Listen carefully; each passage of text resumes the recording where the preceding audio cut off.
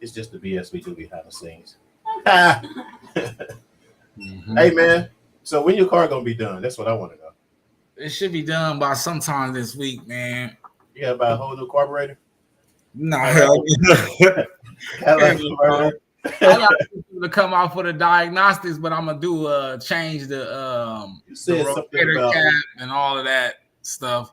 These mechanics, man, they be acting like mythical geniuses. Everything is a price. They don't want to really tell you what it is, but I can tell you a tune-up. A tune-up is not going to be. That's not a part of the starter of it starting up, is it? No, it's not. But it's not the starter. The starter was fine. It's fine.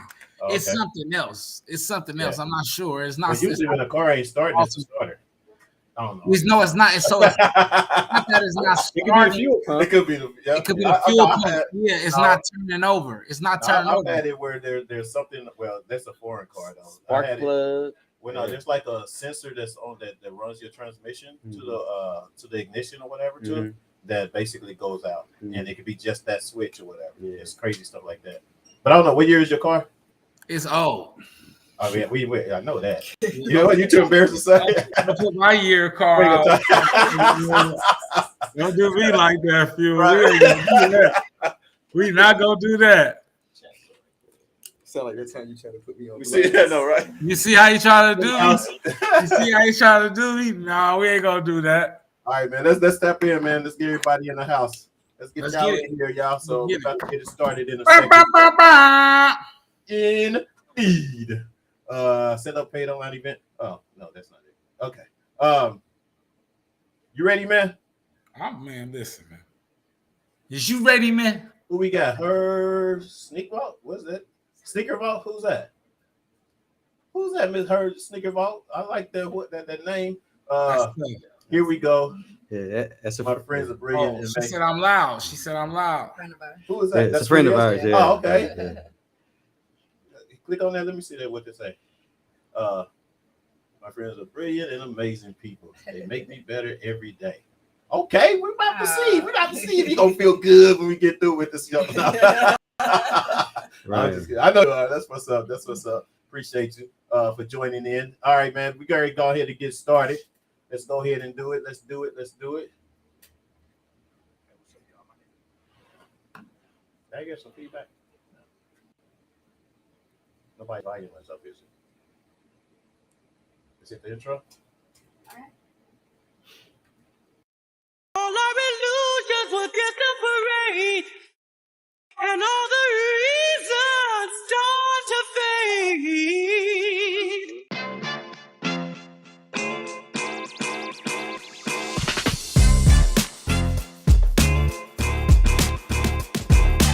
What's up, everybody? Welcome to Reasons, the show where you can give your reasons why you think what you feel about what we're talking about today.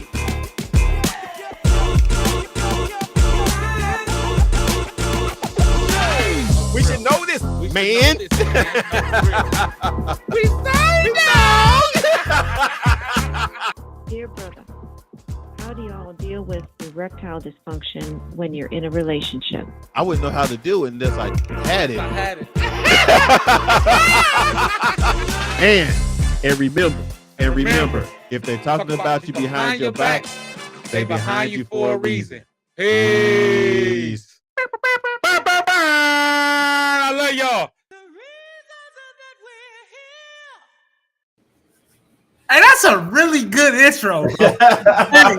Hey, that's a really good intro, bro. I swear it is. I'm sorry.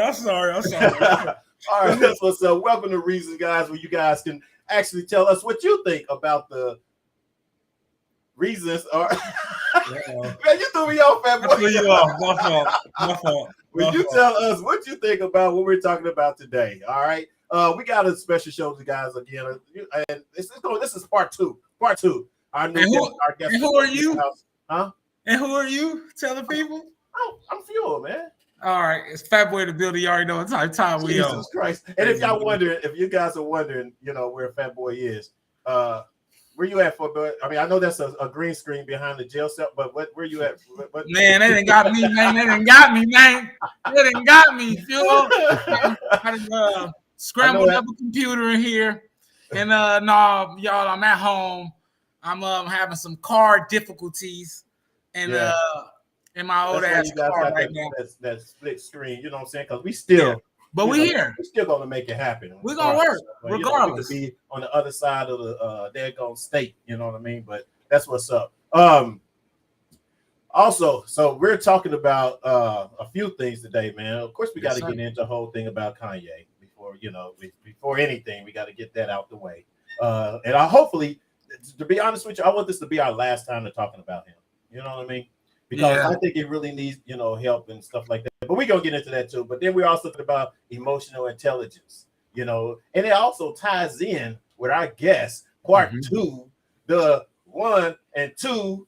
I was going to say 1 and only, but the 1 and the 2 only.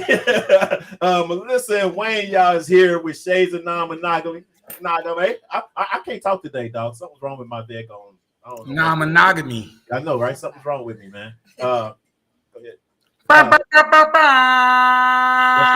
what's up. And then, in case you guys wondering too, we got new camera assistance going on right now. So if it gets jumping a little bit, excuse that girl because she's on the one. She new right now. She's on the one. You know what I'm saying? We're gonna work it out though. Yes. Okay. So before we let's get started about the Kanye, man.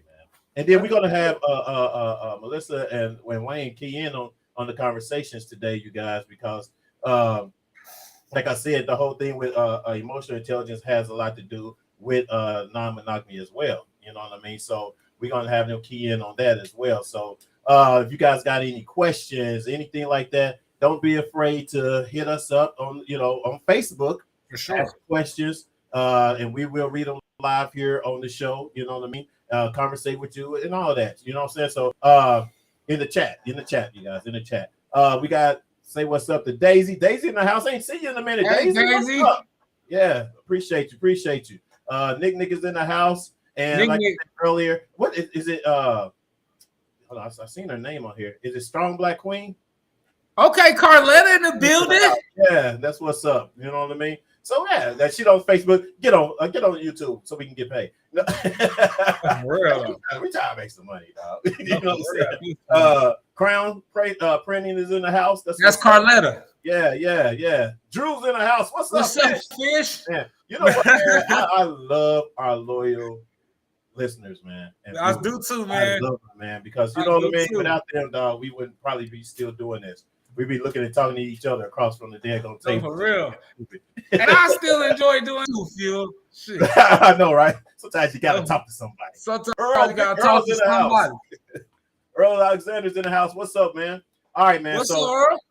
I know you guys, everyone has an opinion about Kanye, right? Yeah.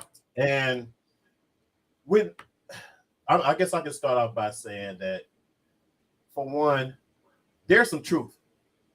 And a lot of the shit he's saying. Mm-hmm. Let's get that part clear first. You know what I mean? I don't understand that everybody, think that how his illness and all this stuff has got him going off the ticker and stuff like that. But there's some truth, and you're seeing it proved. The first thing when someone's telling the truth about you is they try to shut you up. Yep. And that's basically what has been going on. They're doing whatever they can shut you up. You know what I mean? Luckily, the smart thing about Kanye to me is that he ain't got to worry about nothing, financially, and for his whole life. Even if you take half of, I think they said 500 or 400 million or whatever the case may be, when he was worth $1 billion. You know what I mean? 6.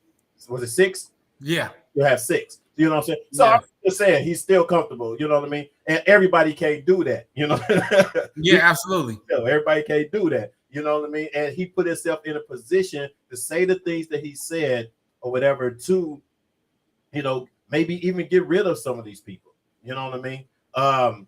But I want to just kind of give you guys an example, because I've also read it, and when I seen this, I was like, man, that is so true. That is so real. And I found it on the internet, of course. It says, we don't have to agree with some of these views and ideals, but we need to protect him at all costs. Whenever a Black man has complete ownership of his very lucrative intellectual property, he ends up IP. dead, right? Biggie was about to get out of his deal, dead. Pac was about to get out of his deal, dead. Who's that? Michael Jackson, yeah, was about to get out here, wouldn't sell his own his ownership or stake for Sony at ATV Publishing, dead. Prince got ownership of his master, dead. Everyone thinks Kanye needs to be canceled. No, he needs to be protected. He should stop with the racism, and that's the truth. You know what I mean? But he's doing what he's doing, I guess, just for that attention. That's a whole other thing. We can get into that later. But yes, he should stop the whole racism and everything, whatever. But like Tyler Perry, you know what I'm saying, they even tried to burn, you know, his studio and stuff down. You know what I mean? Because of success. And so when I seen it, I was kind of like, man, that is so true. You know, and these are things that we see already as a people. You know what I mean? And that's what we need to go off of, not just what the media put out there, what the media says, or whatever's trending. You know, oh, he's just off the right. You know, because that's what they want you to do. But just go with the facts. You know what I'm saying? And when you're talking about the deaths of these people and why they're dead and what position they were in, that's facts. You know Absolutely. what I mean? So that's what, you know, that's the only thing that bothered me about this whole thing. Not the fact of that he might need help in other, you know, situations or whatever the case may be. Fine. But these are facts, and they brought the truth on, just like Ray J brought on about the Kardashians. You know what I'm saying? He has facts. You know what I mean? And that's what we need to start looking at, and as a unit, as a people, you know what I'm saying? See what these facts are, whatever. Because when something happened, it's going to be like, oh, he did this and he fought for that, and then, you know, and then all the glory and the flowers come. But yet, while he's here right now, no one's actually coming to his rescue or coming to his side. You know, say like Farrakhan has. You know, Farrakhan has, you know, mentioned some things or whatever, and he's went back in the biblical history and everything or whatever of facts, and that's basically what they do. You know what I mean? So that part is what bothers me the most, whatever. But I'm gonna let you guys go. Go ahead. I kind of right. We talked about it a little bit last week, right? We talked about how maybe Kanye is not as crazy as they're trying to make him seem. Right. Maybe Kanye is telling too much truth, and they need to keep everybody in the fog and in this illusion that all of these things exist, but they really don't. But they don't want you to know that it is a big part of the Jewish community that is controlling distribution and entertainment and all of the things and manipulating a lot of the things here. If it's not that, it's the LGBTQ. That's okay. I'm not saying anything wrong, but I'm just saying that is a fact, right? So maybe that they're painting him out to be a certain character so they can get away with what they're doing. As far as them taking is what all of the stuff all of the deals and all of that off the table, like you said, Fuel, he has enough money to be able to do that. What I love about it is the fact that he's strong enough to stand on to stand on business, as we say where I come from. You get me?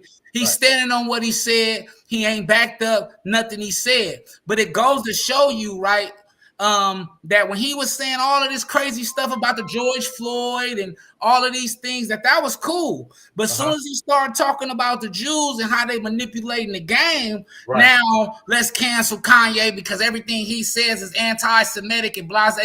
First off, I can't be anti-Semitic because, like he said, I am Semitic.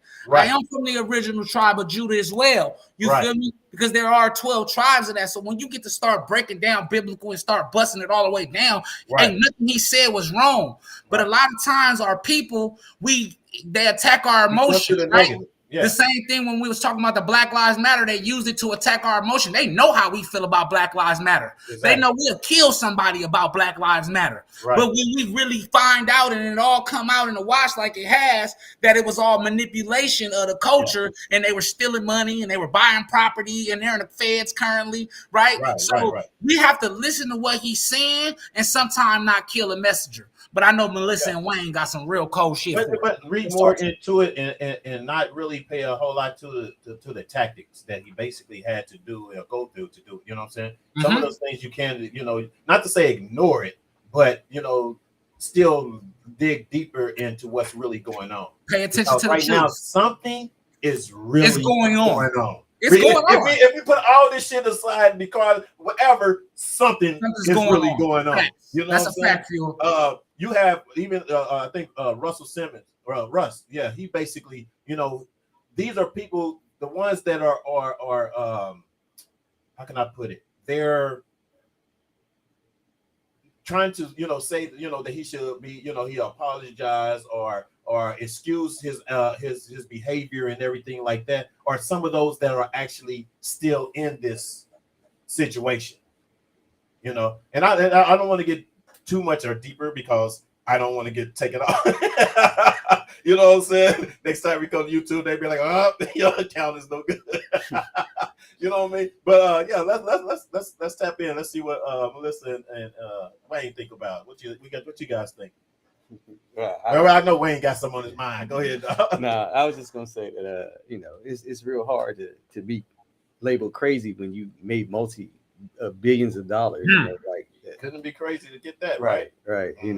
But I like what Farrakhan said about just in the fact that a lot of times when these things happen, we need to rally together. This is when we come together because we understand, we know what the situation is. We know what world we live in. We don't have to speak these things out loud because we just know them. They exist. I was listening to this interview today from Professor James Smalls. He was talking about how he spoke to Tupac right before his passing. He said that Tupac had said that the whole Biggie and Tupac thing was kind of created and that they had actually wanted to start a distribution company. Right. We know if they start a distribution company, what happens to Universal and Sony and all those companies. So they can't happen. We're gonna get all the business. Right. And so Kanye said many things, right? But they have never taken them off the air until like he said is that once he started saying anti-Semitic things, he got pulled off. Which is again to his point. Right. It's to his point. What he was saying, absolutely, Wayne. And so once that happened, it just proved that what he was saying had some merit to it. Exactly. And I love the fact that because that won't happen. They're not going to take all those entertainment contracts and go through them line by line on television live. Because I watched the interview the other day with a comedian there. He said that the way he was able to get out of his contract, is because he had somebody pull him to the side and say, "Hey, you need to audit your contracts." When he audited his contract, he saw that he was missing $600,000. And so he said that he went to Universal and was like, "Hey, if you don't let me on my contract, I'm gonna tell all the artists on the label they need to audit their contracts." Right. They let him out his deal immediately. Right. So again, we know what it is. Exactly. So, exactly. Yeah. Speaking of $600 million, didn't Tyler Perry lose $600 million through his accountant and had to fire his whole accounting team? I think I heard something like that too. I don't know if it was black or white. I don't know. Look, I'm sure it was the same people who because everybody used the same people. He didn't bring in people he knew who he was coming. It was like, hey, you should use this person. Because that's the way the industry works. Like, hey, my friend over there does headshots, and my friend over there, you can shoot at his studio. So it's all they're sharing all their money. Right. They just and then they overcharging the artists. Which we know what happens. Right. Like their friend owns the venue that you got to perform at. So everybody making money off of you. You're not making the money. Money. Yeah. Yep. That's true. True that. Anything in there that Melissa? Anything? No. she stay away from these. I know, right? Let's see what the chat. What we got in the chat? What we got? We got a lot of people talking up in here. Earl says, "Oh wait a minute, go up further. Let's go further, man." Okay. He said, "Life, baby." Nick said he got. Go ahead. No, next. No, you was right. Where you was. Right there. Yeah. Nick said he got enough money. It don't matter what he do. It still matters. I think it still matters what he does and how he his tactics and his way of going about doing it. Because for one, I ain't gonna lie, it can get you killed. It's, what I'm saying? Two, that's one. Two, you have younger generations that's watching you, that follows you, that you know what I'm saying? So it does matter basically what he does. You know what I mean? So so with that, I disagree, Nick. It does matter to me. That's my opinion though. You know what I mean? Earl, go to the next. He tells a lot of truth, and the fact that he has the balls to say it. Yeah. And yes, that's true. Yep. Shell said he's not crazy. He is the no. What? He's in the know. He's the no. Oh, okay. I said he is the no. I suck today. He's in the know. Okay, I got you, Shell. I got you, Shell. We get the Earl said racism. Racism, bro. Come on. How can a black man tell his truth and it not be a racial element? And bro, when our culture has under attack and still is, when our culture is under attack and still is, they weren't called out for racist. Dude is real and it's scary for mofos. I agree. You know, that's a good point, Earl. I agree.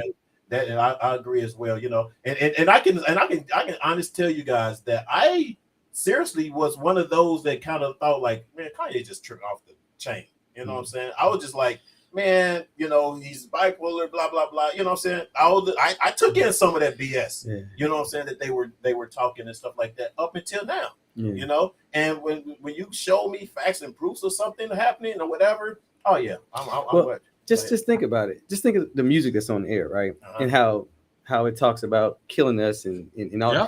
And at no time has that music ever been taken off the air. Nope. You can never put a song out about killing anybody. Exactly. And it be sold so much, and there'd be so many artists out there doing it. You just won't see it. It only happens within the black community, you know. And now other artists who aren't even black are able to make songs killing our community, you know. Mm-hmm.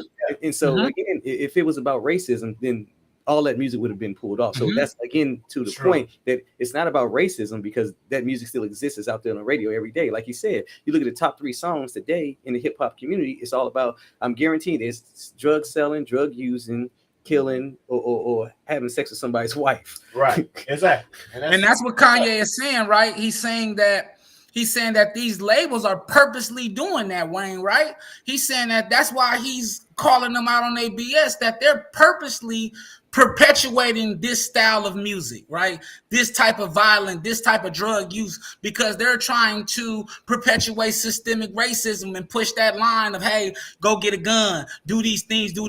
And then, like you said, which was a great point, right? They've even allowed other cultures, right? We just had a mix up to the point it's gotten so bad that they created the AI rapper, right? And they had to take him down because of what he was talking about and how he was exploiting the culture and all of these things, right? Because this is what they have allowed to perpetuate. And so here it is this black man say, hey, tighten up on that. This is what they doing. Y'all need to realize the reason why they got these people in place, because they gatekeeper and they selling lies. And when he say that, all shit break loose, or all hell break loose. So I'm starting to really, I had already been on the fence because I know he wasn't crazy. You know what I'm saying? I know he got a little issues, but I know he ain't lost his mind. And I know a lot of time when black men have that much power and that much financial power, and then he's able to move a nation. He's able to move the culture. So he can really push people to do whatever. You feel me? And he keeps pushing the line to wake us up even more as well. So I'm starting to say, okay, hold on. I think that we really need to get behind them and like we've been hearing, just protect them, because this is usually what happens to great black men who telling us watch them. Right. You know, and you know, when we look back at history, you know, when you look at Dr. Martin Luther King, you know, you see why he was assassinated. It wasn't because he was out here rallying black people. Right. It's because he started telling white people about how they was being taken advantage of by the government. Right. You know, so whenever you become an influential figure and you start to get out here and you really speaking to the people and the masses and they can't control you, it's a problem. Right. It's an issue. Yeah. Yes, sir. Okay. Nick says, think about it. How did he become a billionaire? Oh, go ahead. Sorry, I was out of him. How did he come to millionaire? The man is not a business dummy. I'm not a Kanye fan, but I do believe he pulled the stunt to release himself. Yes, exactly, Nick. Medically, I believe he definitely has. Yes. You know what I mean? He got a little something up there. Yeah, but you know what? Whatever. To be honest with you, I think that was a smart move. I like I said, I don't go with the tactics, but just to kind of get out of the situation that he was in or whatever, I think because he probably couldn't have no other way. You know what I mean? It kind of stuck the way he had to go about doing it, but I don't think he probably could have any other way. You know what I'm saying? Because sometimes they locked you in. You know what I'm saying? So and you're making millions and millions of money, a lot of dollars for them, which they still making money off of you, even when you quit. You see what I'm saying? So so you know what I'm saying? I don't agree with the tactics, but I do agree exactly of with him doing what he had to do. You know what I'm saying? Go ahead with the next one. Shell said distractions. Yeah. Yep. I forgot you can see all that, fat boy. Yeah. Yeah, I can see everything. Go to Earl. Earl said that if you don't know history, then he's crazy. Yep. If you know history, then protect him. That's what Farrakhan said. Absolutely. I agree. Who is really here to help him? Exactly. Who is that? SNKR Vault. Her. Is it Snicker Vault? Yeah. Snicker Vault. Oh, okay. I said that before. Yeah, Sneaker Vault. That's what's up. All right, we got quite a few. You guys, if you're on Facebook, I see you guys on Facebook Live too. If you guys want to chat, go to YouTube and you can chat with us as well on there. Anything else, man? We got any more on Kanye? Because man, we're gonna keep it out, but I think that like Wayne said, I think that they just proved his point, right? That they are perpetuating bullshit, and that, excuse my language, but that's what they're doing. They perpetuating BS, and that when he starts to talk the real lingo, that everything else is in jeopardy. So I think not only did he get out of the contract, but I think he made them prove his point, and they did that, right? That. Go ahead. No. I was just going to say, and not only just him, of course, there's others or whatever that's also, you know what I'm saying? Spoke on that as well. Absolutely. Yeah, but there's others too that's still in that situation, and they right. And they're afraid of that, and that's why you have some there feel like, oh, it should be an apology or no, fuck that. It don't need to be no damn apology. It just need to be, it is what it is, and show, and you basically see the facts and the truth, period. Yep. You know what I'm saying? What am I apologizing for? Did I lie about something? You know what I mean? Did what I say, is it true or is it not true? That's what it really comes down to. You know what I mean? Earl said it's hard to be a black, I'm sorry, I'll be getting ahead of it. It's hard to be black and speak truth. And a lot of our people preach togetherness, then run from the opportunity to be front and center together.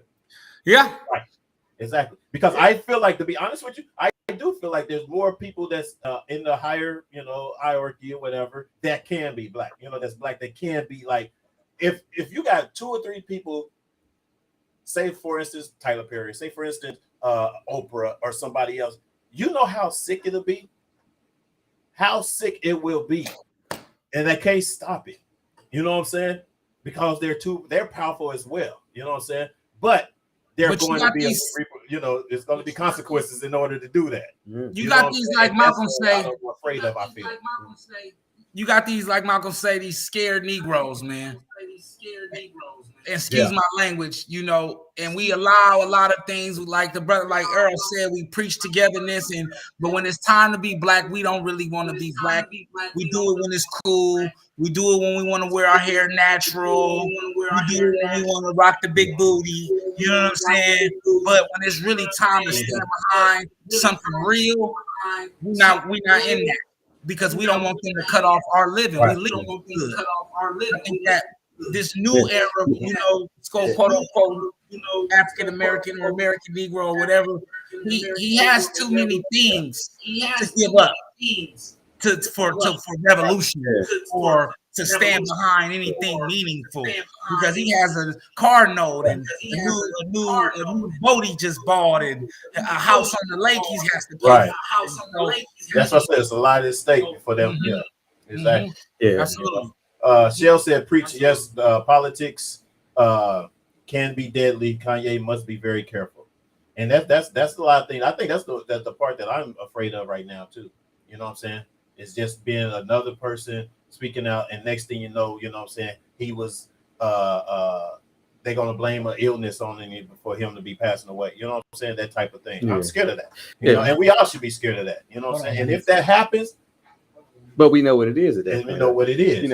And back to Fat Boy's point about, I heard this thing about Bill Cosby, and he was talking about, when he had his Cosby Show is when he would have been ideal for him to try to buy NBC at that point when he was at his height. He was untouchable, but he had too much to lose. Exactly. And so once he didn't have the Cosby Show anymore, and now he's not even thought about. He tries to buy it now. What they do to him, exactly. They railroad him. Exactly. We understand why. Again, it's not like they didn't know these things were going on during that time when he had the Cosby Show. Oh yeah. Right? But you're only getting away with it because we're letting you, because you're making us money. Exactly. Mm-hmm. But when you stop making us money and trying to make it for yourself or whatever, and it takes out of our pocket, then we gotta stop. Oh, it's a problem. You know what I'm saying? No, it's a problem. Yeah, that's it. Very valid point. That's what Crown Printing says. Drew said that. Drew said that they say that he made unfound claims that Jewish people hold immeasurable power in media. I just wish that we get more into the specific instead of generalization. Who, what, when, where. Okay, so I'm gonna give you a name. I want you all to research it. I was gonna say Rupert Murdoch, and we're gonna start there. That is a Jewish man who owns Fox News and Fox Media. They sold the entertainment half to Disney, right? But he owns that. He was just maybe 10, 15 years ago, they got him for basically taking everybody's information so he can manipulate the television. So that's the first place to start. Rupert Murdoch. Yeah. Rupert Murdoch. I was gonna say just start looking up your record labels, your entertainment companies, and look whose names who in ownership. Yeah. Look who names on these athletes, the sponsors or what they call the agents. Look at the names. Sir. Yeah. Yes, sir. They don't need to be general. Just look them up. You can have all day. Right. Exactly. All right, man. Shoo. Glad we got that off our chest. I needed to get that off my chest. Sometimes, man, I think I'll be wanting to just go on news or go on do a show like as soon as I hear it, get ahead of everybody. But I have to wait till Thursday. Oh man. But anyway. All right, man. But let's get into this next one, man. Emotional intelligence. Yes, sir. Bad boy. Yes, what is emotional intelligence? I'm gonna give you the definition. Okay. Yeah. I'm gonna pull it up. Okay. Emotional intelligence, or EQ, otherwise known as emotional quotient, is the ability to understand, use, and manage your own emotions in positive ways to relieve stress, communicate effectively, emphasize with others, overcome challenges, and diffuse conflict. Emotional intelligence helps you build stronger relationships, succeed at school and work, and achieve your career and personal goals. It can also help you to connect with your feelings, turn intentions into actions, and make informed decisions about what matters most to you. Mm-hmm. Okay. And I want to pick this. Emotional intelligence. And I want to pick this. At this point, Phil, I would. Hey, if you would have asked me 2 weeks ago, things going on, dog. Is some things happening? Yeah, if you would have asked me 2 weeks ago, I would have told you, yeah.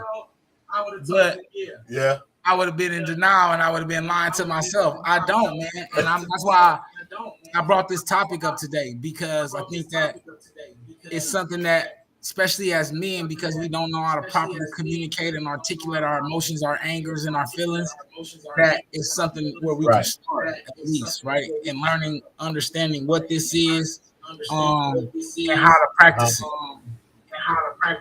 Okay. Do me a favor, fat boy. Turn your volume down just a little bit. I'm loud. Okay. But everybody, yeah. Someone's saying they're hitting me up saying that it's loud on their phone. I am. That's good. All right, wait until they text me back. Don't worry about it. So do you're saying that basically emotionally you're just kind of like all over the place, or do you feel like that you're? I mean, because to me, I mean, we've been knowing each other for a minute. I've seen the growth. You know what I'm saying? I've seen the growth where you have, where I know normally you probably would have went crazy, went off. Oh yeah, for sure. Or just don't have a give a fuck attitude. You know what I'm saying? Where you basically start checking yourself. You know what I'm saying? And trying to get to the root and core of the problem that's going on, and try to cipher it out to make sense of it with whoever else, not just for yourself.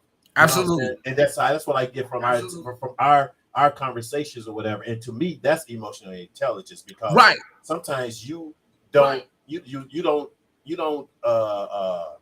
sometimes we don't. I'm not just you. I'm saying sometimes we don't stop and think.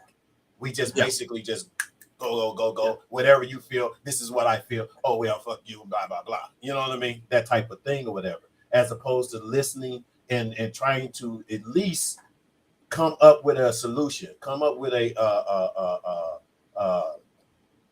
plan to where it works for the both of you. You see what I'm saying? And without it being emotionally messed up in your life, in your lifestyle, your feelings, and anything like that. You know what I mean? So I wouldn't. I mean, I would say you do have the emotional intelligence or whatever. I have some as well. Okay, so let me let me clarify it then.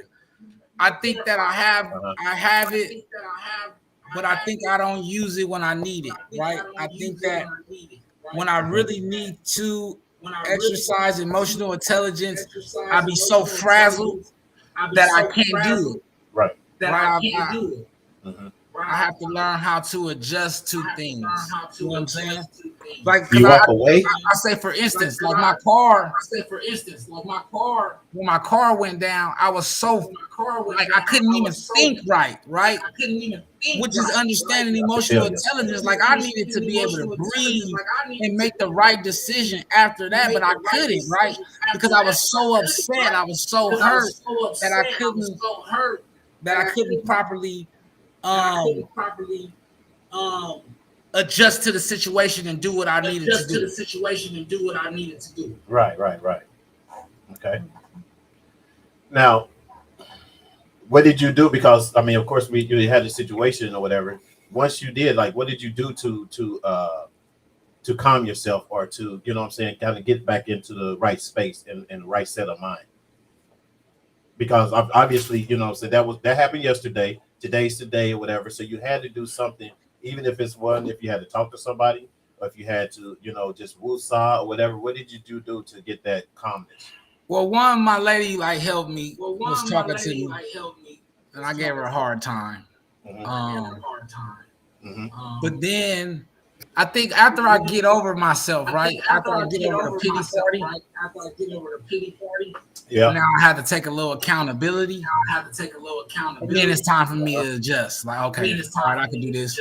I can do this better. I can do that better. I can do this. But I think when it's going through, like, I'm just so hurt, right? And so you know what I mean by the pity party, just like, fuck, like, why me? Why me? You know what I'm saying? Why me? You know what I'm saying? There's an echo. Go ahead. Keep going. Am I better? Keep going. Yeah. Keep going. Yeah. Are we good? Can I read this comment from Drew? Yeah, go ahead. Drew says you have to be savvy enough to pause, see all perspectives, even if you don't agree, respect every point of view, discuss and proceed. I live this in my personal and business life. That's a good bar. Okay. Mm-hmm. Yeah. How come? Well. Yeah. I was gonna say. I want to tap in. I actually really appreciated just this moment between you and Fat Boy Fuel and Fat Boy. Like, I felt like I was in a therapy session. Oh, yeah? Like I was like a fly on the wall in a therapy session between you two for a second. Because I love the questions that you were asking him. You know, you were asking, like, really, you were staying curious about it and not making any judgments. Or, right. you know, or putting your opinions and whatnot, and you just kind of like got to talk about your experience. So I really appreciate that, especially talking about emotional intelligence, you know. And you were, I think, describing like emotional reactivity, which most of us are kind of, that's our default, you know, emotionally reacting, like being on autopilot, you know, not even having understanding what's going on with us. We're just like in it. We're deeply in it. And so anyway, I appreciate this topic. This is one of my favorite topics, talking about emotions. This has like been my lifelong journey to understand my emotions. And, you know, I like to present it as like a practice versus either you have it or you don't, you're intelligent or you're not. You know, think about it more like a practice. And this is an ongoing lifetime process of like understanding ourselves. You know, the more that we can understand ourselves and how we react emotionally, especially with the difficult emotions, you know, like your car breaking down and all that stuff, the better we can understand other people, and then the better relationships that we can have. And it's just, you know, everybody's so much better. So I really do think like that's the key to better life for everybody is emotional intelligence. In learning ourselves better that way. And like you said, I think we all, you know, once we all get the reaction, the first reaction is to just react. I think, you know what I'm saying? And if we actually take that pause or whatever, you know, even now, like for me, you know, just running a business, you know, and trying to constantly try to figure out, okay, you know, well, such and such didn't give me this loan here, or somebody didn't give me this there, or whatever, you know, and I'm up here mad because I'm kind of like, then I start pulling out the race card, you know, well, why? Because I'm a black owned businessman, you know what I'm saying? Instead of thinking and still calming down and be like, what else, what other revenues, what other ways that could be created? Because I got creative to do this. There's other ways of creative to have, you know, help keep it, you know what I'm saying? And that's basically, you know, one of the things that I had to, because my first reaction is like, you know, nobody really be around me. And I could get upset by myself in here, you know, and nobody's in the building at night when I'm here. So it's kind of like, unless you heard it on the street over there or whatever, be like, what the hell's going on there, you know? And I'd be just cursing myself out, you know what I mean? Until, you know, but I do it by myself. And I do it to where I don't want to bring it on to like Fat Boy or anybody in the crew, you know what I'm saying, that's being there for you and helping out or whatever. I just do it because it helps me just to kind of like chill. That part right there, you that know part is a helpful part. You said that, Fat Boy, you mentioned breathing, and I think one of the viewers too said pausing. Like that part, actually, if I can share a little bit, the exhaling is scientifically, like that is what helps us to tap into our parasympathetic nervous system. And so that helps us to like. Hold on, say that again. The parasympathetic nervous system. Parasympathetic. You know how I am with words. Sorry, nervous system. Parasympathetic. Yeah. So it helps us to calm, you know, to calm our body. Because usually we're kind of really like activated, emotionally activated, and so our bodies are activated, and that is a really good way of helping us calm. Because we think the thing actually before thinking, because you said we don't think first. Before thinking, I think we really need to learn how to feel more. Like, and that's why we go into thinking, because we don't want to feel, because it's literally the sensations in our bodies that we end up getting overwhelmed with. We're like, you know. So it's something that we're more trying to avoid. Trying to push that away, trying to avoid that. Right. So the more that we can practice actually just pausing, like that viewer said, pausing for a moment, taking a deep breath, and being there with those physical sensations of our body can help us grow that emotional intelligence more. We're more aware. Like, I think we used to say it a lot too, of like, oh, what does jealousy feel like? And you started to notice when you were feeling jealous, like certain bodily sensations would come up and you're like, I know what this is. And then you were able to kind of just like ride that wave versus wanting to get rid of it and call somebody up or go do something or whatever, talk shit, react, whatever the case, you know. So part of that is the emotional intelligence of learning how to be with all of those parts of our experiences. And what I've learned recently is about body scanning, right? You take a scan of your body when you start to feel those emotions start to come up in you. You start to see what is it doing to your body and what is it showing up in, like, is it feel coming in your chest or your stomach? And once you learn what it's coming up at, you get to know what it is like. And so, you know, I'm barely learning about it myself, you know, so I don't know what it means. I can't remember what it means when you feel in your chest, opposed to when you feel in your gut.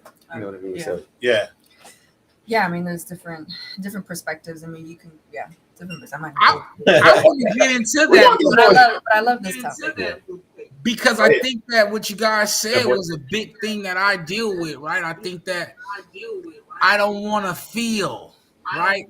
I think that understanding the feeling, understanding jealousy, understanding my feelings being hurt, understanding disappointment, and that feeling to want to get rid of it. I think you made a great point, Melissa, about just even wanting to get rid of it and not acknowledging it. And I think the issue I have is I don't acknowledge it in myself, so I expect my lady to acknowledge it, right? And I think that it makes me push out for certain energy on her, right? That I shouldn't. But because I don't know how to properly balance it, I'm almost searching for her to give it to me. Right. Exactly. But and to her, it's just frustration. Is where we will make the mistake.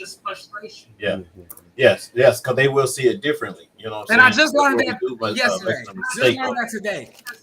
You just learned that today. I'm glad you learned it, man. We come up with so many creative ways. I'm telling you, our minds, our bodies come up with so many creative ways to not feel. You know, whether it's to avoid in some kind of way, run away, or even to pursue, like you were saying, like even that is a way to kind of avoid how we're feeling. We want to put it on somebody else. Like, it's too overwhelming for me. You take it.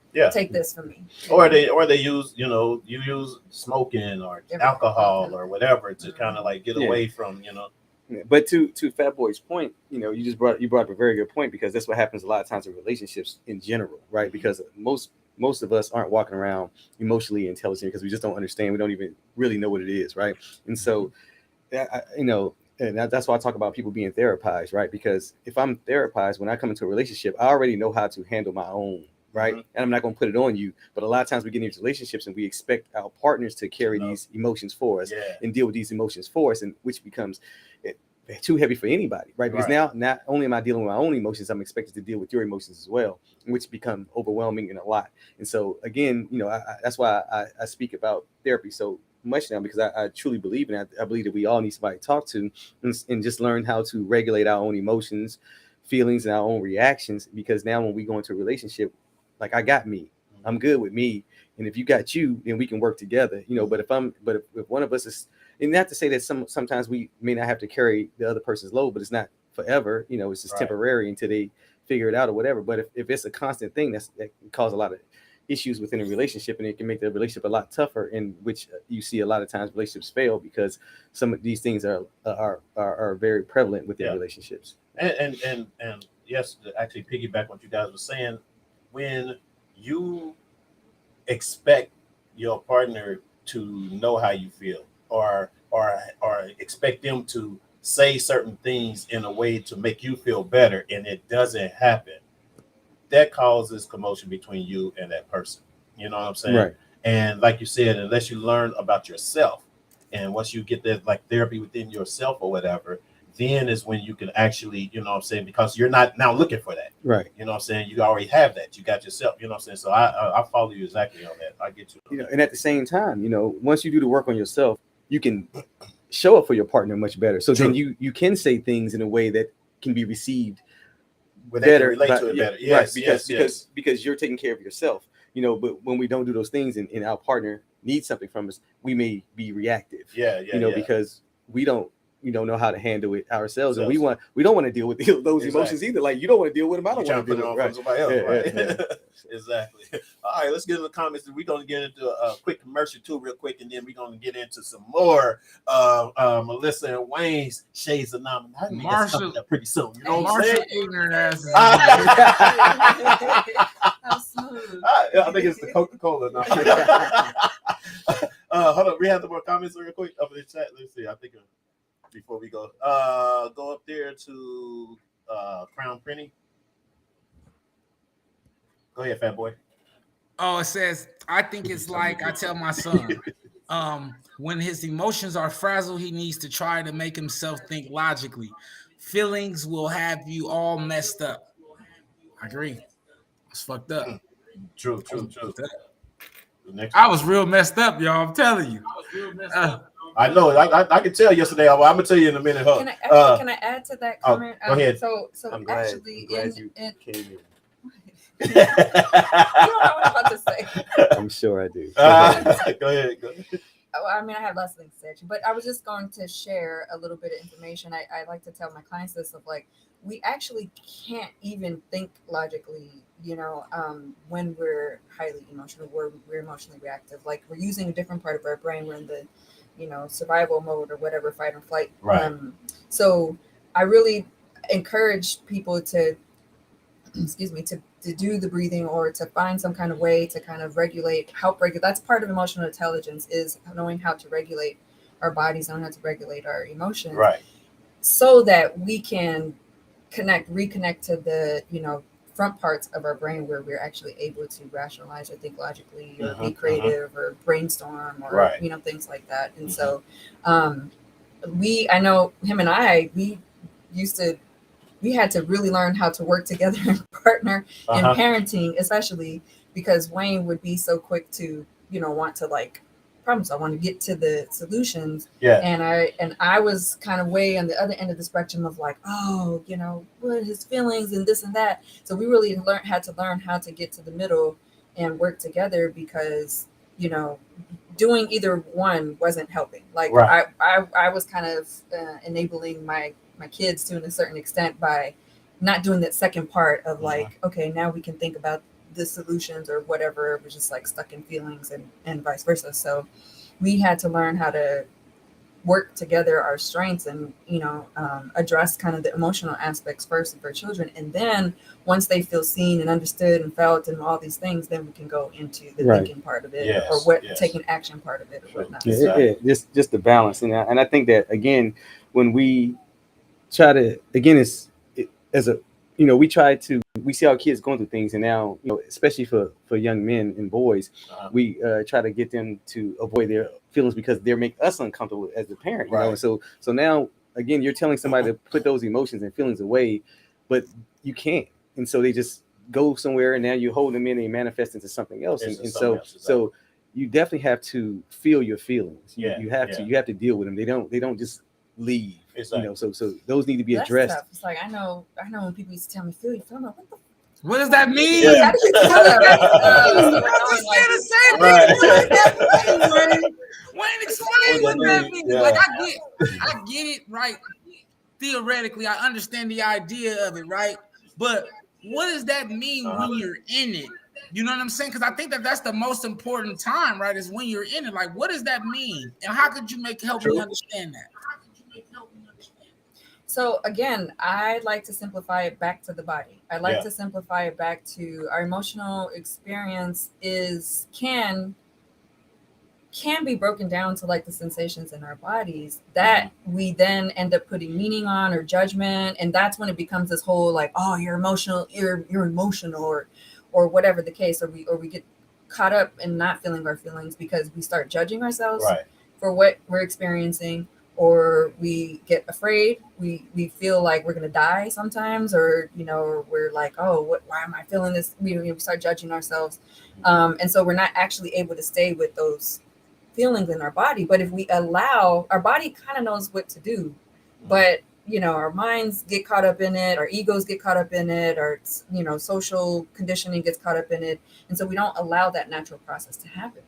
But if you allow yourself to kind of the sensations in your body, usually within 20 minutes, you should be able to ride that emotional wave through. And when you get really good, it can be even down to 5 minutes. But like it'll just happen on its own. The shift will kind of happen on its own. But from really young, our natural process has kind of been disrupted, by so many different reasons, so many different things. And so we don't know how to, we struggle to let that natural process happen. And also to add to that, a lot of times, the feelings, these emotional feelings that you feel are repetitive, right? Mm-hmm. And so once you understand what an emotion is and it comes up again, you know it. And you can recognize, you can name it, and now you know what to do with it. Because okay, I know what this is. This is hurt. Yeah. So I know I was hurt. And so now you can articulate that you were hurt by somebody else, instead of, because a lot of times hurt is disguised by anger. True. Right. And so now I could be like, okay, well, you hurt me, or I can, I can tell you what you did to me and we can have a conversation about it, right. Because if I don't, then I'm going to be reactive. Yeah, as opposed to being angry about it and then coming out lashing at something that you really haven't even thought, that can't think about, you know what I'm saying, or didn't think about, Drew said that we have to understand that emotion comes in different forms. Yeah. She's right on it. It comes in different forms. For example, I get accused of not caring because my reactions could be silence. I still have emotion. I'm just processing and analyzing.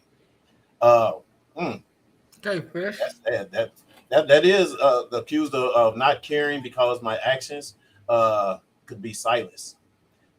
And that's how some people deal with it. Is they feel like, and that's what other people have to understand too. And sometimes people feel like that they can, if they sit aside and just be silent, I'm taking it in to analyze this so I could come back in a better way. Yeah. You know what I'm saying? And not just a reaction. You know what I'm saying? That type of thing or whatever. So yeah, Drew, that's a good point, man. Body scanning, interesting. Oh, she was saying to Drew, I think. Body scanning, interesting. It gave me something to think about. Yeah. Okay. I agree. I think that's a good thing. And Drew understand. She said she understands. She was talking to Drew on that.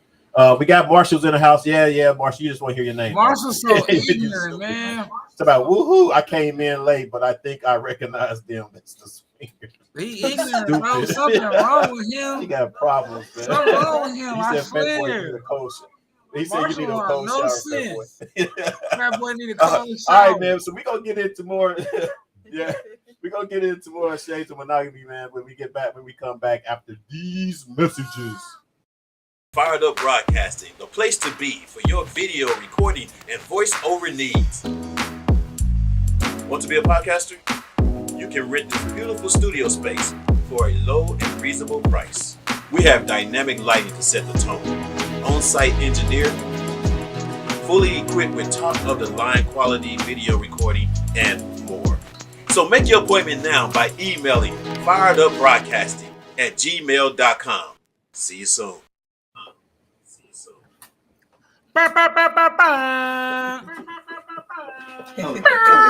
Yeah, and we're back.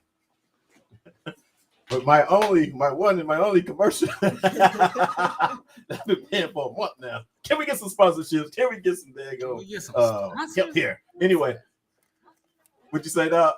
Can we get some sponsors, man? I might be sponsoring this next month, man. Don't right? Even worry about it.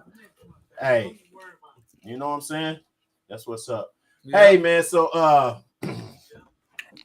as you guys may or may not know, we got some. We got a new addition to the family. Very, very, very well. See, man, you gave it all out already. You was about to do it. Okay, go ahead. No. That's okay. It's all good.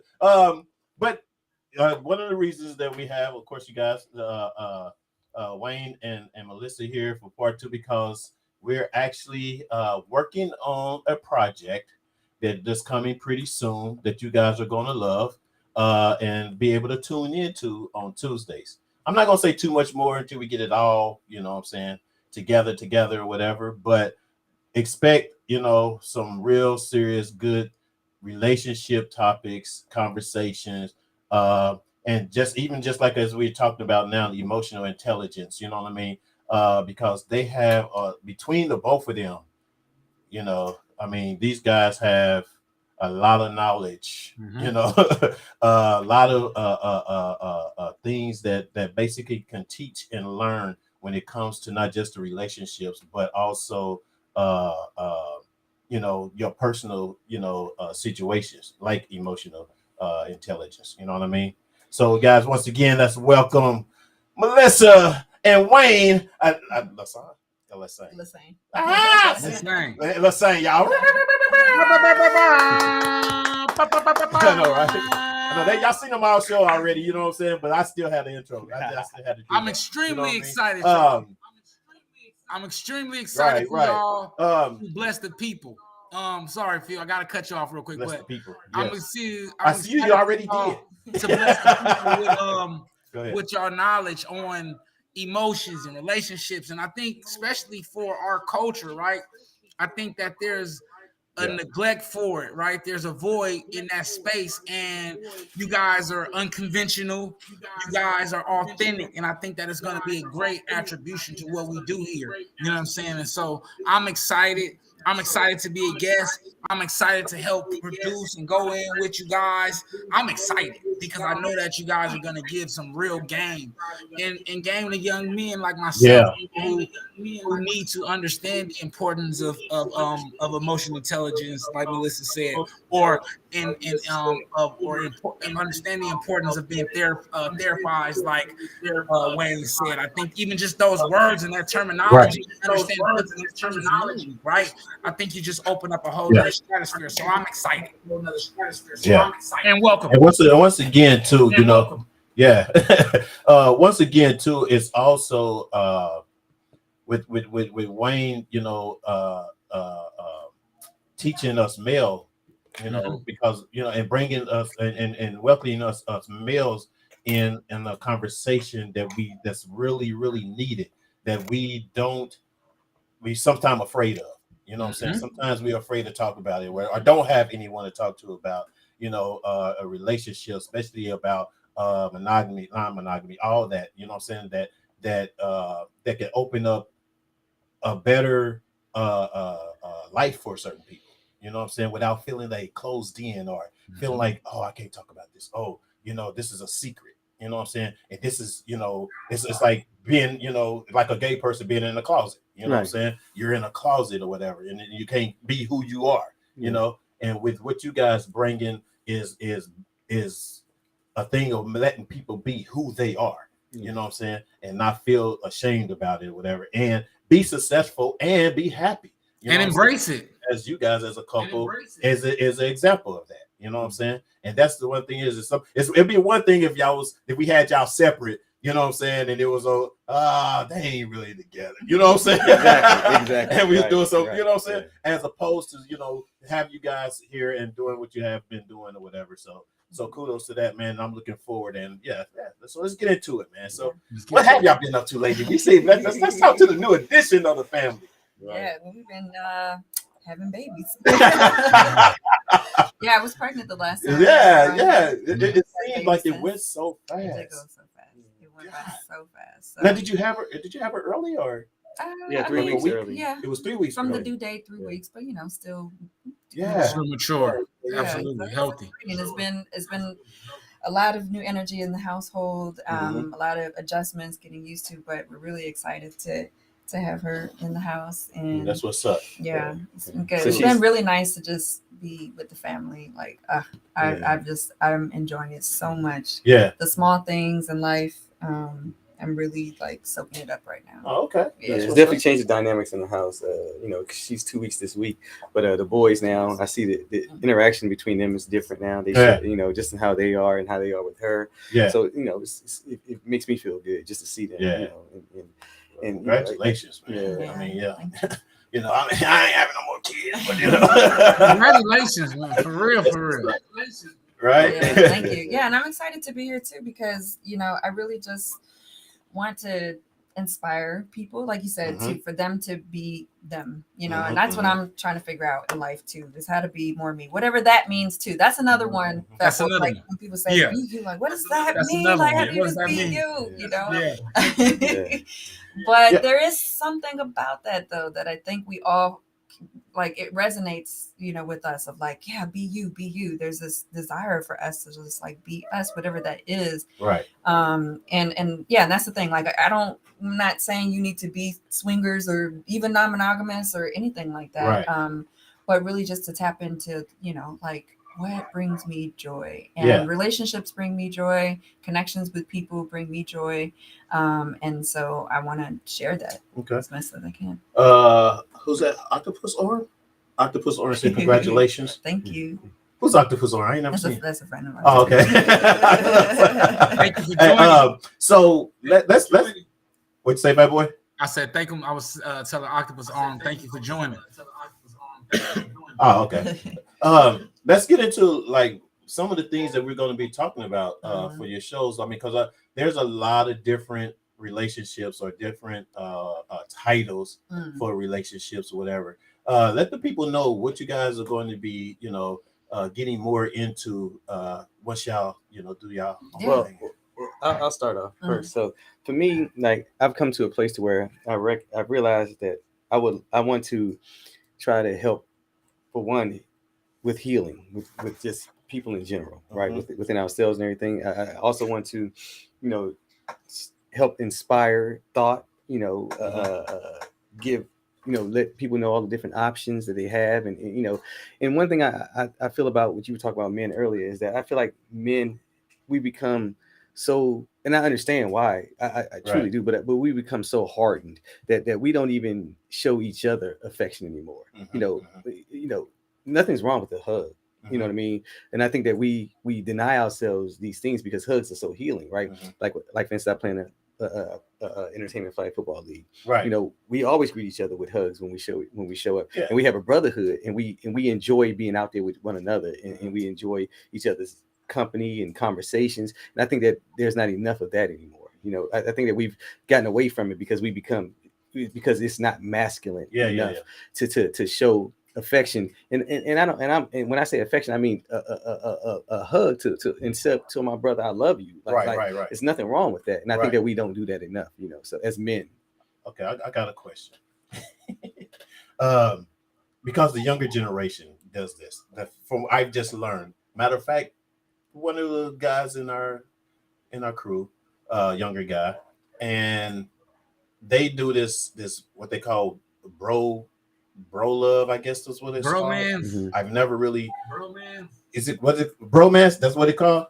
Is that what they call it? Where they actually real kiss each other. Oh no, that's a little too much. They say it don't. But that's what I'm saying. They say it doesn't mean anything. It's just bro. Now when we grew up, you know what I'm saying, we played football, we slap each other on the ass or whatever the case may be. You know what I'm saying? Which could be which our uncles our uncles probably at the time could have been like, what kind of shit is that? You know what I'm saying? Exactly. You know what I mean? So when it comes to because sometimes, like you said, for us, for guys or whatever, there are generations that comes up and with all the different titles of lesbian, gay, and all this stuff, with all these titles or whatever. Do you feel like that the masculinity part is being more pulled away, so to speak? So I know this is a touchy subject for a lot of people. Right. So what I believe is that whenever the system basically at one point unbalanced, it's really heavy on masculinity, right? Mm-hmm. We can all understand and know that how we show up in society, right? Mm-hmm. So there's always going to be an equal push on the other side. Mm-hmm. So it's all about balance. So we just got to figure out where's the middle to this at, because right now it's like this. It's teetering, right? But we need to come to the middle to where it's balanced. So we got to figure that out together. Mm-hmm. So it's not that I understand the push and I understand the pull, right? But we just got to figure it out in the middle somewhere. And how would you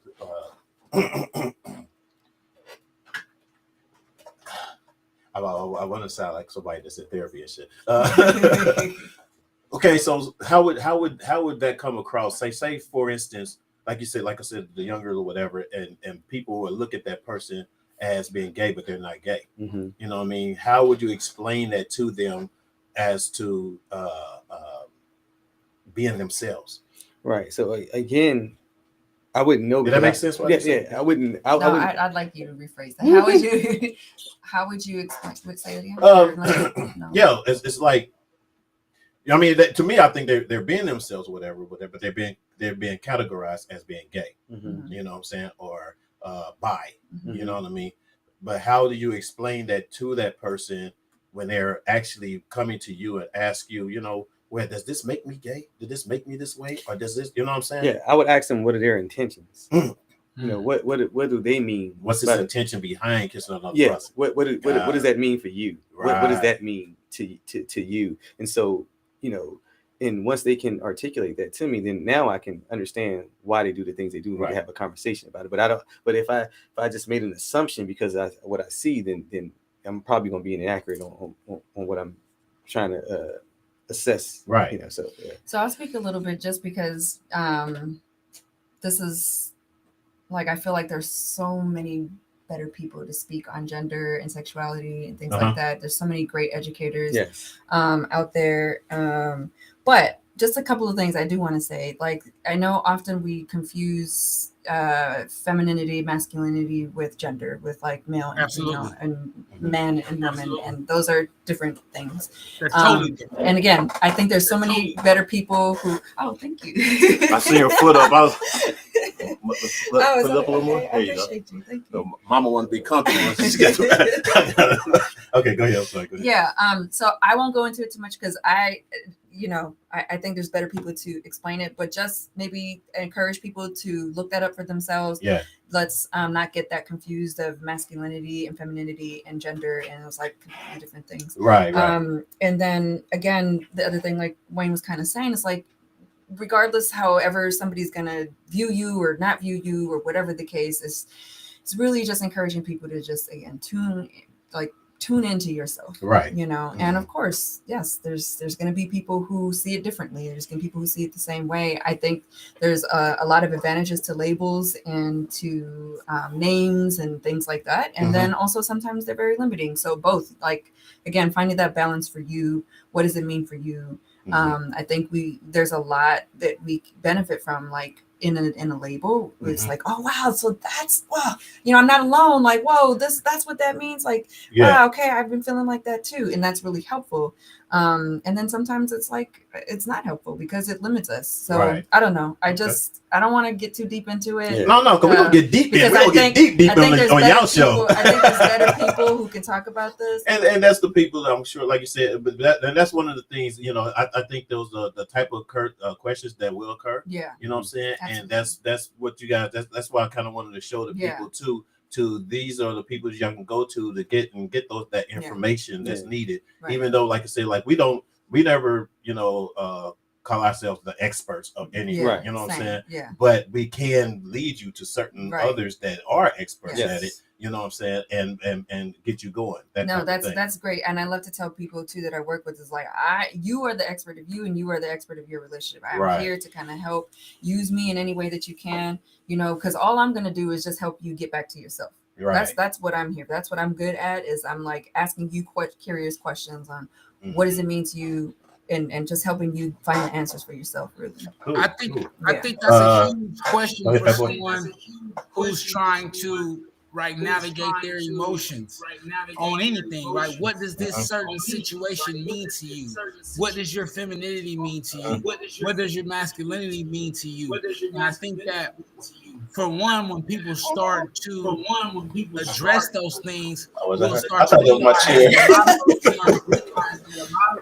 that we think are what society feels we should be. And I think that once you pose that question, it makes that person have to actually think, what does these things mean to them? And I think that you made a great point with understanding sexuality and gender and all of these things that I think have been so merged together that we think that they're the same and they're totally different. And once again, this is the reason why you guys are going to be great, because you pose those questions and you identify those things, because I think those type of mistakes are made often, right? We confuse gender and we confuse, masculinity and femininity, and only men feel this and only women feel this, and we're totally ignorant to the fact that has nothing to do with the other. It contributes to each of the other, but it's not solely counting on that. So I think that's a great question to pose. Yeah. That's a great question to pose. Yes. Victor said, congratulations, God bless you and your family. Thank you. Looking forward to my hug from Fuel and Fat Boy. Stupid. Are you ignorant, y'all? Stupid, man. I know. I totally agree, young brother. Hugging is healing. Yes. That's pop. Go ahead. Next one. I count myself blessed. I've always hugged my bros and tell them I love them. God is love. How I was raised has nothing to do with sexuality for me. I agree. I agree. Yeah. And that's how I am, especially with my best friends. You know what I'm saying? I mean, it's just love. You know what I mean? And it's not mistaken for anything else. But when someone do question it, is like Wayne was saying or whatever, what does it mean to you? You know what I mean? And that's where you got to be in touch about yourself and what you got, going on and stuff. So yeah, I definitely agree with that. The ability to express unconditional love without concern of others' judgment has been my personal goal. Octopus Orm. Yes, that's what's up. That's what's up. Victor said it. Go ahead, Fat Boy. We have to learn to separate being affectionate to our brother with being sexual with our brother. Absolutely. Exactly. There's a big difference. Exactly. There's a big difference. Yeah. Yes. And if you want to have some like real life tangible experience with that, there's such things as called cuddle parties. Go look it up. Hold on, what is it called? Cuddle parties. Cuddle parties? I always talk about this. Cuddle parties. See, man, y'all brought some new shit. I love talking about cuddle parties. Hold up. Yes. They got cuddle parties. Cuddle parties, cuddle events, cuddle experiences. Yes. Go, and it talks about platonic touch, platonic and all the benefits of platonic touch, and talks a lot about, you can learn about consent as well too, but just also the benefits of platonic touch, and how a lot of us are like touch starved, and we limit touching to like in relationship, like being in a romantic or sexual relationship, or family, and then like outside of that, it's kind of like hit or miss. You maybe get some touch in your life or maybe not, and we sexualize touch as well. Often you see me looking confused over here, right? Cuddle parties are non-sexual. That's what I was gonna say though. If it's a party that's non-sexual, can it get heated like that though? So what I mean? They understand that we're with human, the mindset of not. Well, we understand that we're human and things can happen. Like we can get aroused, of course, especially for us that we're commonly taught that like how to sexualize touch, that we're sexualized touch. So, but the thing is, like, we just allow that to be, so they invite you to take a break, go to the restroom, stand up, adjust yourself, whatever the case, bring it back. So it's not saying don't. It's hard to, you can't completely separate yourself, from your sexual self, but that's not the focus. That's not the intention. Yeah. And so that was Listen, I can speak so much about it, but okay, well, we get it. What'd you say, Fat Boy? I like that. And like, look, so you just go and they have a whole like hour orientation on consent, how to ask and ask and receive, say no, say yes, things like that, boundaries, learning about boundaries and things like that. And then they show you some like ways that you can touch and cuddle with people, and then you go out and you actually just it's an experience. It's challenging. I'm not saying it's easy, but then you go out and you just cuddle with people, with some strangers if you want to, bring a crew if you want to.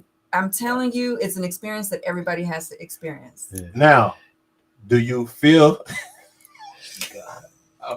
oh man, I'm learning a whole lot. But do you feel like would people come in as a couple to do that as well, or?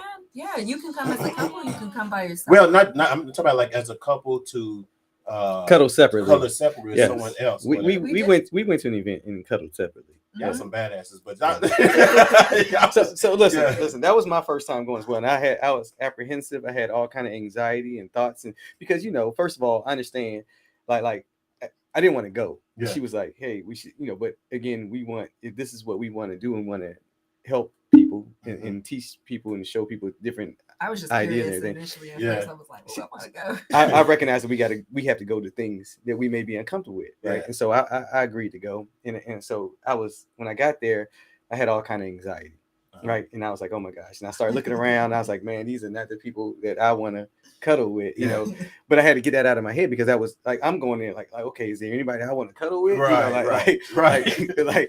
But it's not that. Which us as male will do. Yeah. You know what I'm saying? Yeah. And women too. I was going in there scanning the room as well. Oh, okay. Well, Yeah. See, we don't know. We can't. It's different for y'all because y'all laid back with yourself. You know what I'm saying? And y'all, but us, you can tell. Like,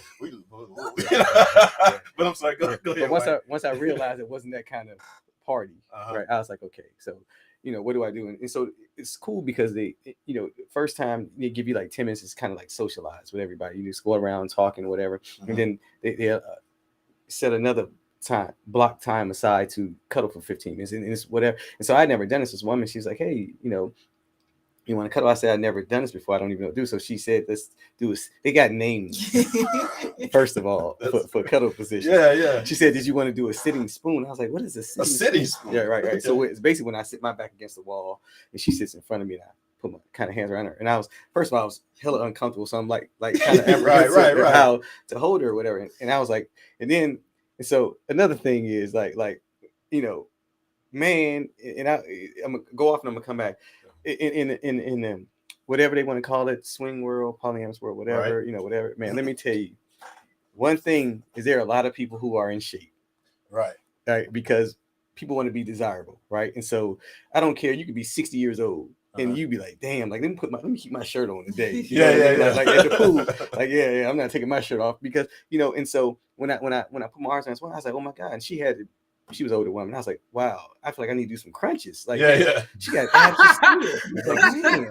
Right? I was like, so I started feeling uncomfortable. I was like, oh, okay, I hope she can lean on me to feel my little stuff, whatever. Right? And so, but then after that, they broke it up again, and I went somewhere else, and I was like, man, and it's so crazy because they tell you, they say, look, don't misunderstand, the affection that you may get as love or connection or whatever. Somebody wants to see you after the fact. Because I kind of fell into that, right? And so because they had an area that you sit in that if you are afraid to talk to people can come talk to you and come get you to actually cut up. You got another area where if you don't want to be bothered by anybody, you just want to stay off to yourself, you had an area, right? So I saw Melissa and two other people, and it's like it was like a koala. It was a tree and two koalas, right? That's what it was called, right? The guy was a tree and they were the two koalas. They were like on the side of it, right? Again, yeah. Okay. Right. And so the one girl who I had saw early, and I was like, oh man, I would love to just, for whatever reason, cuddle her. Right. And I you were attracted to her. Yes, I was attracted. Okay. Right. And so they were like if one person in the group says no, then if you ask, can you? Because it's for consent. Yeah, everybody has to consent. Right. And so I was like, man, there's no way he's going to say yes. Right. So I go over there and I asked, and he was like, yeah. And then Melissa's like, yeah. And then the girl was like, she was so welcome. She's like, yes. And she was like, and I was like, oh my god. So I felt like I floated in, right. And she but she's a healer, right? Naturally who she is, right? She even said, but she didn't say it at that moment. I didn't know. So she's like massaging me and rubbing me and looking in my eyes. So I'm like, oh my god. Yeah, I think we have a connection here. I think we're in love. No. Right. Right. And so afterwards, I'm like, trying to, hey, she's like, no, I'm good. I can walk myself. I was like, oh man, I thought we had there was no connection at all. You had to bring yourself down. Had to bring myself back. But it was an amazing experience, Yes. It's definitely, but again, we would love to create spaces for people of color because this was not that, right. So again, it made me have a lot of anxiety going in already, and so but it was I'll tell people like, man, like the experience I had in the feeling I had when I walked away, I felt really good, and I felt because again, touch is healing, right, and so I felt seen, and I felt cared for. I felt good when I left. You know, I didn't have any negative energy on me or whatever, and it just felt like and it was non-sexual. So again, I let all that go, and it was like, wow, this was a great experience. I'm glad I got the experience. I'm glad I came. You know, so yeah. Wow. I don't know if I can do that. I know, but like you said, I don't know. I might have to practice or something because I mean, like you said, though, even though you didn't go in there with that mindset, you still got to feel like you got that connection or whatever, and to kind of have to let that go. Yeah. But you don't just have to let it go, and you don't have to just go in there avoidant of it either. That's the beautiful thing about this experience, is that they openly talk about it. Okay. You know, and then it's like, yeah, it's human. It's human to feel that. And then also, like, we don't always have to take action on it either. We can just enjoy it for what it is. And so it does take practice. Do they talk while you hugging, or do they you just can, kind of you like can talk, everybody you can, just quiet? And no, whatever. You can talk or not talk. And if that's too intimidating, they got, you know, cuddle professionals that you can hire, like a personal one-on-one cuddle professional to come, you know, cuddle you, show you how. So many reasons. There's so many reasons why people would do it. I mean, some people who have had maybe have a history of sexual trauma or something like that, that can be a really great way for people to, you know, kind of reclaim their sexuality or get back into open, you know, just to feel safe. That's true. With another person. That's true. Another person. Some people, you know, I am an affectionate person, and I'm not at the same time. Like, I'm comfortable with the person I am, but then sometimes I can be kind of guarded. And so for me, it was a challenge to learn how to open myself up to you know, want to cuddle, to touch people and be touched. And I don't know. There's so many. I can talk so much. Oh yeah. Y'all see, y'all learning something. I think that's dope. Go ahead, Fat Boy. I think a lot of times, like you guys said, I think that we once again we confuse touch with sex so much that it's uncomfortable for a person we don't know to actually touch us. But then I think what I hear from you guys is, once you really go through it, you realize how much you were touch starved, like you said. And also, I think also understand the appreciation without sex behind it all. I think that's a big part of that, right? And learning and understanding touching, because I think that a lot of people in relationships, they don't know how to be intimate outside of sex. And I think a big part of that is understanding touch, right? Wouldn't that be a big part of that? Yeah, that's the key word there, is intimacy. You know, I think a lot of us lack that connection and that understanding of a more expanded idea of intimacy. Exactly. That's what I like about you guys, because y'all bring that maturity to it. You know what I'm saying? It's a lot more to think about. You know, it's a lot more to feel about, you know what I'm saying, than just, you know, physical. You know what I'm saying? It's a whole lot more. And to have you guys bless us on our show, and to be getting ready to do, you know, your own things too here, man, is like, you know, I'm telling you that I mean, at first, you know how you hear things or whatever from, you know, couples or swingers and all that, and all the, not so much a negative thing, because some people are into it and they love it or whatever. So it's not so much as a negative, but it's just kind of like, that's what they do.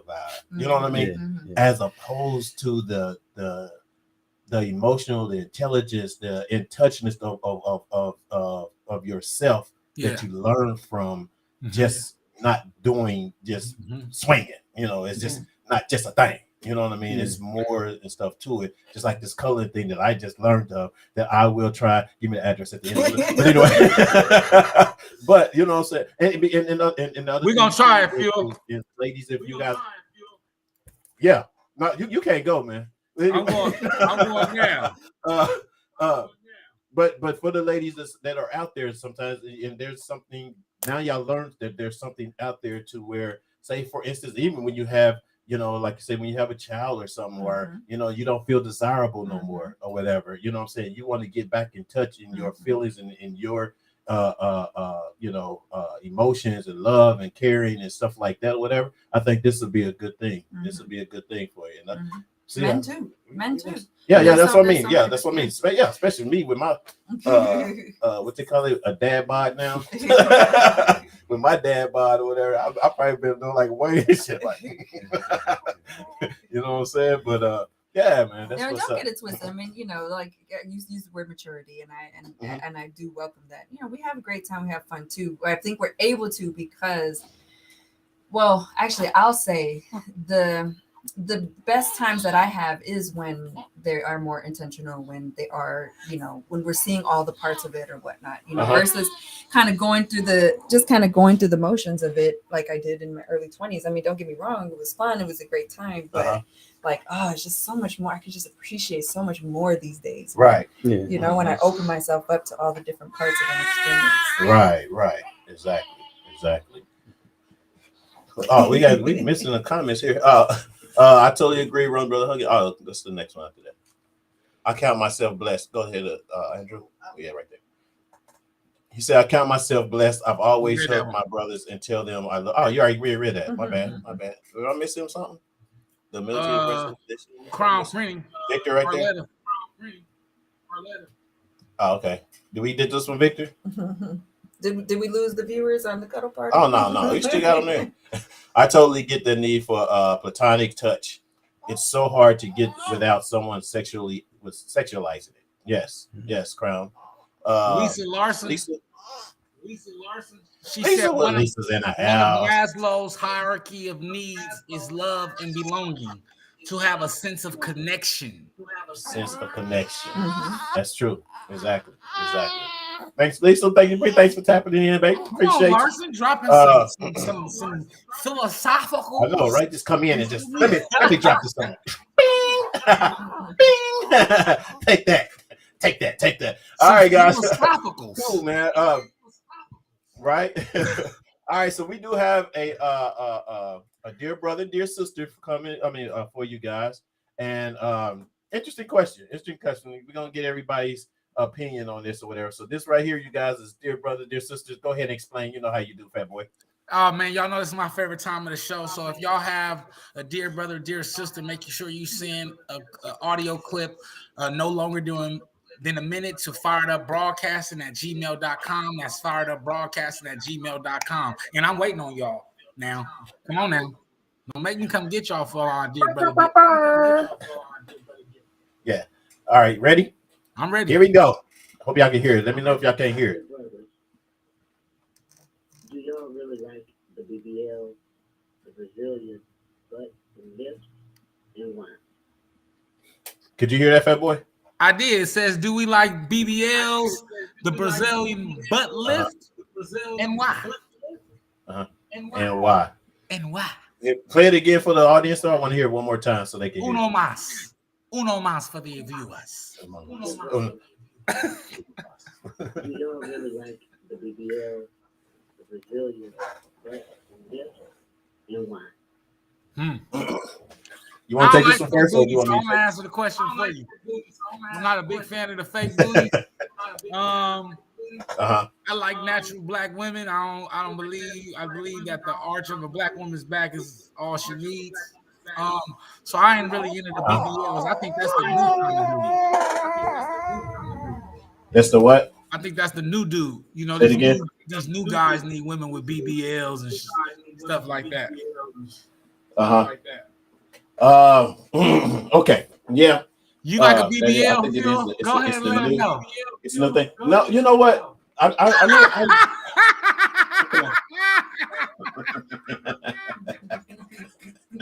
whatever, man. It's hard. Look at him. He don't even want to say. Just say you like the BBLs. That's okay. I mean, I like some. No, I want to say I like some, but not all. I like it when it's done right. Do you feel me? You understand what I'm saying? I mean, I see it on like Instagram. There's some that's just kind of like there's some that's just not attractive to me. You know what I'm saying? To where they do too much. You know what I mean? I do have a little concern about if I was with someone that has that and it goes away or it forms into something different, like some people say.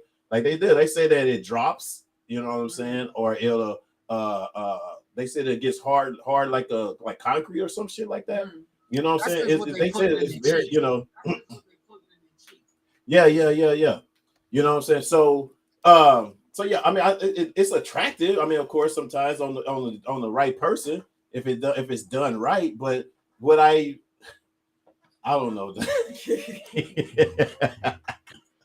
Hey, Phil don't want to talk about y'all BBLs. He trying to find him just maybe the next one might have a BBL, so he don't want to cut her all the way out all the way. So he's just trying to say, make sure you BBL together.